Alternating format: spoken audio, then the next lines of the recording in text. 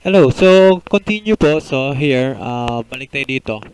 So before po pala tayo pwede mag-change ng unit, we need to secure na wala pong stock sa store. So ang purpose po nun para mapalitan po natin sila ng sabay-sabay. So ganito po yan. So for example po ito kita nyo po may 50 to.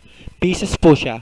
Ngayon gusto ko po siyang palitan, gusto ko siyang gawing per box. So yung 1,950 po natin, hindi po natin pwedeng i-conclude na i-change lang natin siya automatically to box. Tapos 1,950 pa rin yung numerical quantity niya. So it means 1,950 box siya. So, barang masya-short po kayo doon sa stock nyo. So, kailangan i-convert nyo rin po siya. So, let's say, for example, meron po tayong 1,950 pieces. So, ito yung papalitan natin na merong 50 pieces sa store. So, gagawin natin siyang per box. So, what if yung binebenta natin niya, pag per box siya, let's say 50 pieces per box. So, yung 2,000 pieces, so 2,000 kasi 1,950 plus 50 yung sa store. So, divided by 50, so meron tayong 40 box na pwedeng ibenta.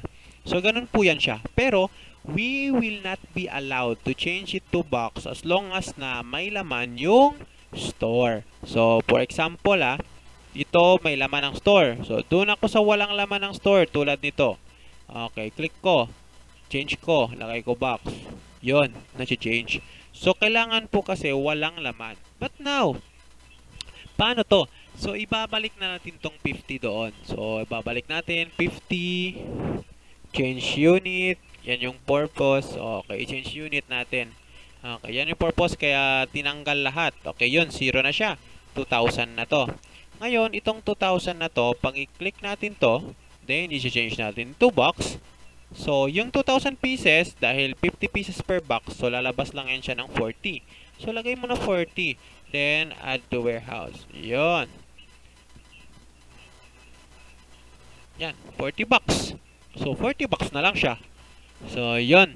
So, ganyan po siya kadali. Ngayon, saka mo siya ibabalik na doon na sa warehouse. So, ilalagay mo na, let's say 10 bucks.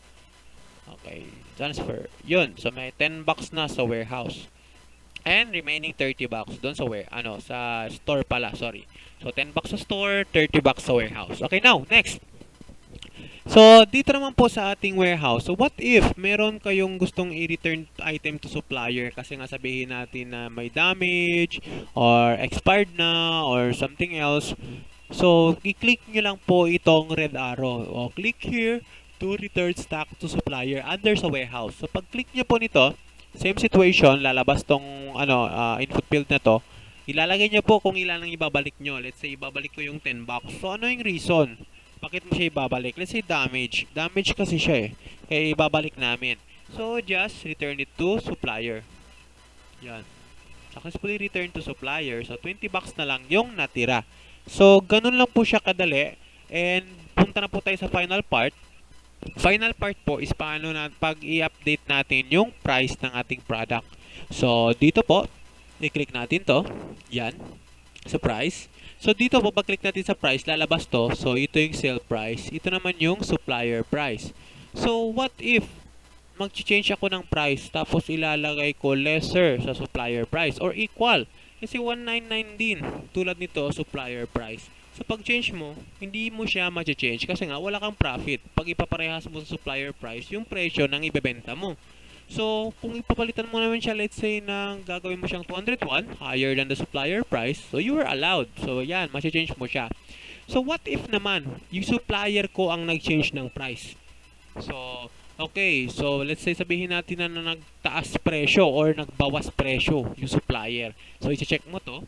Ilalagay mo dito yung bagong price ng supplier, hindi ka rin pwedeng maglagay ng new supplier price na higher sa sale price or equal sa sale price. So, for example, 201, sasabit mo, yun, bawal. Magre-red siya dito, magwa-warning din siya dito. Sasabihin niya na hindi pwede.